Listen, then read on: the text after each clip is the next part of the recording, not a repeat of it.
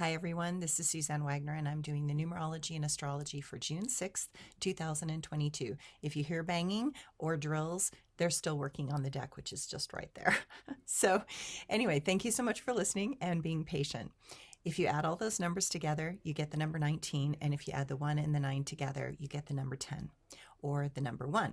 So the number 10 is the number of radiance and power. The number 1 is about self-determination. It's about humility and being authentic and being real. And obviously, whenever you add a 0 to a number, it magnifies the energy of that. So if you magnify the energy of the number 1, you get a lot of self-empowerment and you get a lot of individuation. In the most highest sense, of course, the number 10 is a number of radiance, boldness, and courage. And we consider it a number of power. There are moments that I think it's good to kind of look at both and kind of say, okay, today, do I need to empower myself? Am I using power appropriately? Am I using power correctly? So the number 10 or 1 asks if we have the internal personal power and determination to manifest peace. This is a power number, and when the egos of some, the number 1, are amplified with the number 0, the unfortunate manifestation can be war and more conflict. We are in a time where we need more fellowship among nations and races. It is time to listen to those who use their power and presence for peace and positive global integration. But those that are not internally at peace will harbor deep feelings of frustration and lack of personal fulfillment. That can cause a dangerous mixture that can allow more self-righteousness, arrogant pride, and external manifestations of rage to unfold. This is a number that has a great magnetism if managed correctly, but it can also make some express their resentment in destructive ways. Take the newness of the number 1 and give it more energy from the 0.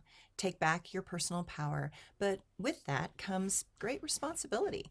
To retrieve power does not mean to attack others. It means to have enough self-control that we do not let the complicated patterns globally disrupt our sense of purpose or inner peace. Autonomy requires us to stand on our own 2 feet and not blame others, but to do the necessary steps going forward. After all, it is our life. Others cannot be responsible for our dreams and ideals.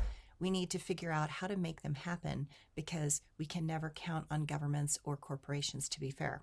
Today, do it for ourselves. The astrology today.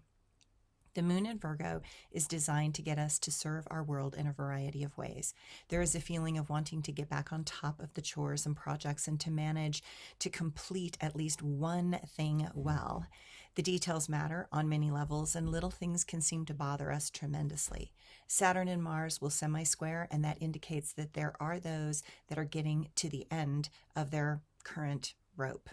I am sure everyone can feel the conflict that is brewing just below the surface.